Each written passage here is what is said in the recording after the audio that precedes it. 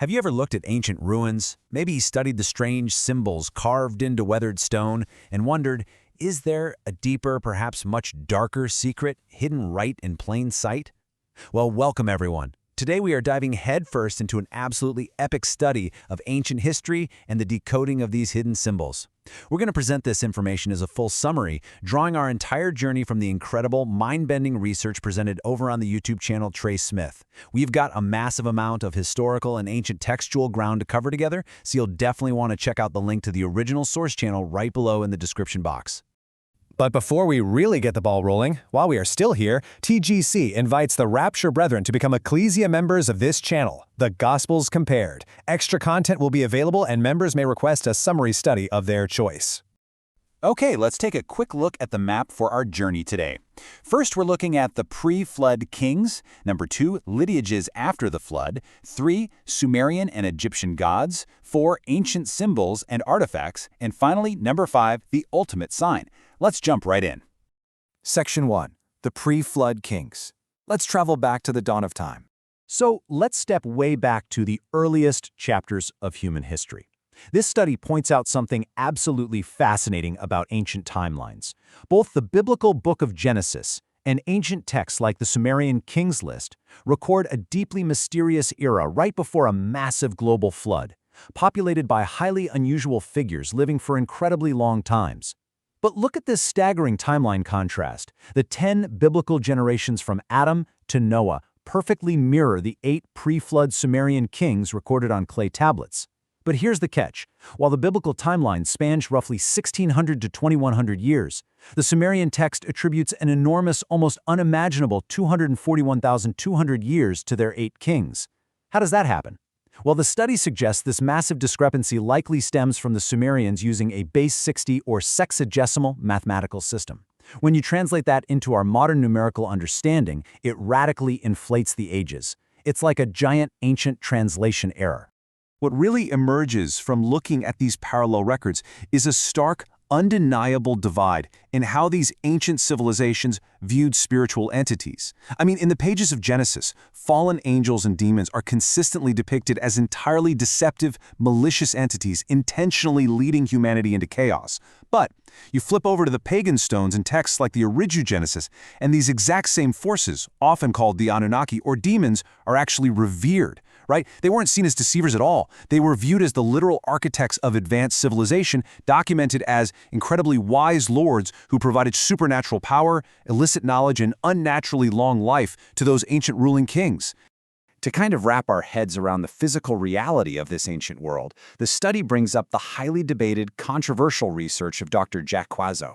His work regarding Neanderthals throws a wrench into conventional theory. Dr. Quazzo claimed that juvenile Neanderthal skulls were absolutely not some separate evolutionary step of monkey people. Instead, he argued they are bone-for-bone human skeletons. His research proposes that they were simply humans who lived vastly longer lifespans, experiencing what's called delayed maturation. Just imagine a world where a human might not reach full physical adulthood until they were decades or even centuries old. The result? Individuals who were just bigger, badder, and bolder, carrying entirely different physical characteristics than we're used to seeing today.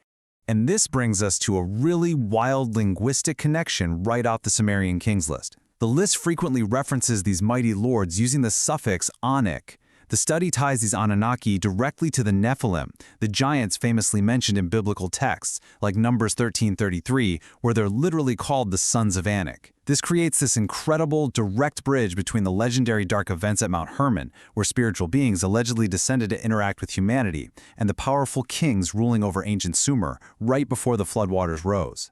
Moving on to Section 2, Lineages after the Flood, the divergent paths of humanity. Following the flood, the surviving population spread out, and the source focuses heavily on the dramatically different paths taken by Noah's sons. Tracing the family tree of Ham, the rebellious son, we find a direct path straight to the first great post-flood empires. Ham fathered Cush, who went on to found the ancient city of Kish. Cush then fathered Nimrod. Now, according to the texts analyzed in this study, Nimrod is the infamous figure who built the Tower of Babel at Eridu. And this was not just some impressive architectural feat. The Tower of Babel served as the ultimate symbol of human defiance against the divine order. It basically established the absolute spiritual and physical bedrock for what would eventually balloon into the sprawling Babylonian Empire. But you have to ask, how in the world did Nimrod claim such unprecedented global authority? Well, the source details a fascinating, highly obscure narrative about the original garments of skin that God gave to Adam and Eve back in Eden. According to ancient legends found in texts like the Book of Jasher, Ham allegedly stole these sacred garments from Noah right after the flood. He hid them, eventually passing them down to Cush, who then gave them directly to Nimrod. And Nimrod supposedly wore these physical, ancient garments to project supernatural strength and claim this unholy, absolute power over his subjects. It was a profound act of spiritual usurpation, right? Wearing the very covering meant for Adam to essentially declare himself a god among men. Which perfectly sets up Section 3, Sumerian and Egyptian gods, the rise of the ancient pantheons. As these early empires started to really expand, the ruling families needed a rock-solid mechanism to cement their absolute control over massive populations. They achieved this by styling themselves not just as powerful kings, but as literal physical gods on earth. And this birthed a recurring unholy trinity right at the foundation of Babylon. You've got Utu, the supreme sun god dictating law and order. Then you have Sin, or Suin, the moon god representing dark illumination and frequently marked by a crescent. And finally, there is Inanna, also widely known as Ishtar, the winged star goddess and seductress, heavily worshipped across the ancient world as the queen of heaven. Now, Utu ruled from this massive, imposing temple known as the Obar, which literally translates to the White House. And the study points out that Utu claimed his godhood by possessing advanced hidden knowledge. Specifically, he held a sun disk. But this wasn't just magic. It was actually an incredibly advanced agricultural calendar. And this wasn't about prestige. This was about absolute cruel control.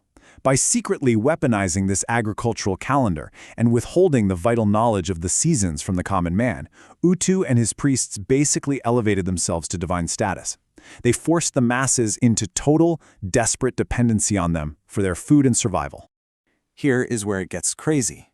If you take that exact Sumerian Trinity and lay it like a template right over ancient Egypt, the sheer lack of originality is staggering.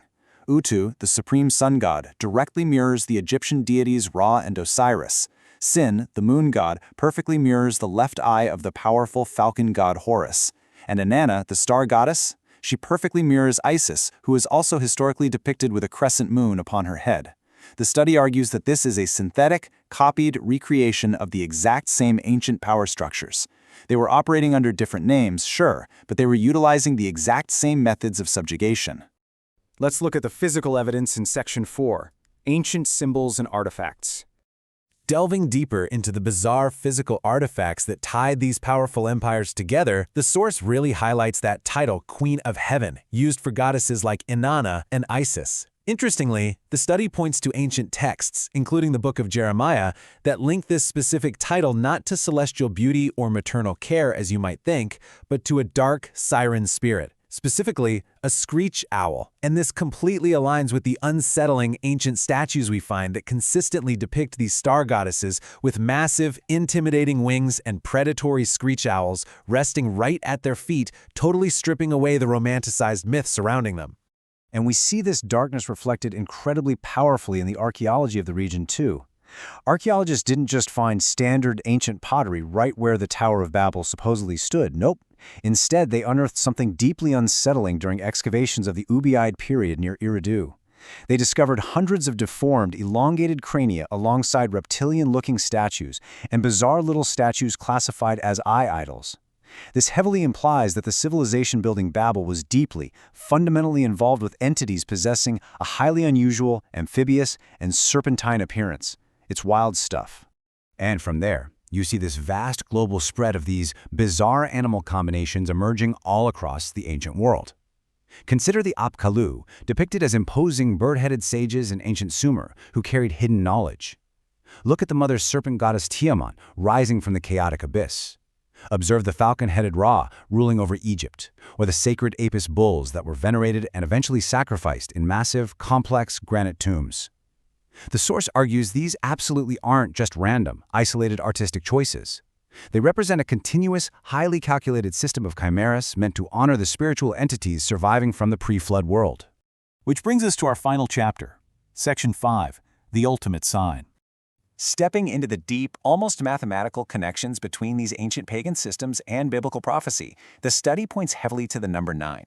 9 is presented as a number of supreme urgency. It's one short of completion. Think about it. It was the 9th plague in Egypt that specifically and powerfully challenged Ra, the highest sun god. This plague plunged his entire empire into 3 days of impenetrable thick darkness, literally rendering the supposed master of the sun completely powerless. Furthermore, the 9th letter of the ancient Hebrew alphabet, the tet, is pictographically represented as a mystery basket, or in its crowned form, a serpent lying in wait. This leads us directly and beautifully to the Tav. The Tav is the 22nd and final letter of the Hebrew alphabet, and it literally translates to a mark or a sign. In its most ancient original pictographic form, the Tav was drawn simply as a cross. Over time, as modern Hebrew developed, its shape evolved visually to look like a physical doorway. This perfectly connects to the profound event of the 10th plague, the final Passover in Egypt, where the Israelites were instructed to paint a mark, the blood of the lamb, around their actual physical doorways to cross over from death to life. Inside that incredible linguistic framework rests the Hebrew letter Vav. The Vav represents the number 6, and pictographically it represents a man. Or, more specifically, it represents a tent peg or a nail used to secure something in place. The study makes a striking, almost mathematical observation right here. It points out that exactly 3 Vavs representing 3 physical nails were historically used to hold a man to the ancient Tav, the physical cross at Calvary. And this beautiful linguistic reality completely, utterly contrasts with the dark, manipulative empires of Babel and Egypt we explored earlier. The source analyzes the unspeakable name of the biblical God, Yod-He-Vav-He. The letter He represents grace, and the letter Vav represents man. Therefore, the very spelling of God's name reveals a double dose of grace directly and eternally surrounding man. It is a system built fundamentally on covering, saving, and elevating humanity. It stands in complete, absolute opposition to those ancient sun gods who endlessly exploited, starved, and sacrificed humanity just for their own glory. We have tracked these ancient bloodlines, these recurring symbols, and these hidden linguistic codes all the way from the pre-flood kings through the rebellion at the Tower of Babel straight into the dark heart of the Egyptian pantheon. And the source presents a seriously compelling case that these aren't just dead relics collecting dust in some museum. So we want to leave you with this provocative thought to consider today.